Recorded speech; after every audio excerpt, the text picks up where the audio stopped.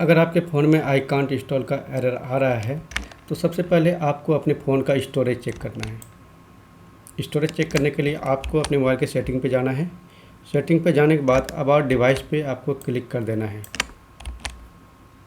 Click करने के बाद आप अपने फ़ोन का स्टोरेज यहाँ से चेक कर सकते हैं। अगर आपके फ़ोन में स्टोरेज अवेलेबल नहीं है, उसके बाद भी आप एप्लीकेशन इंस्टॉल करेंगे तो भी आपके फ़ोन में आई कांट इंस्टॉल का एरर आएगा।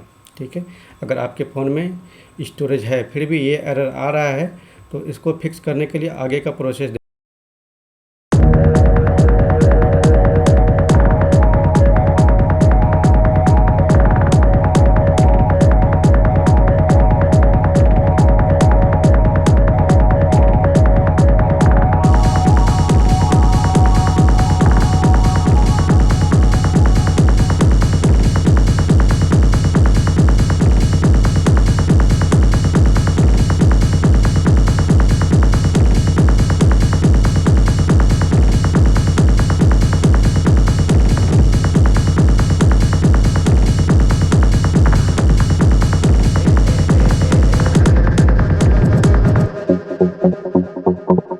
Thank you.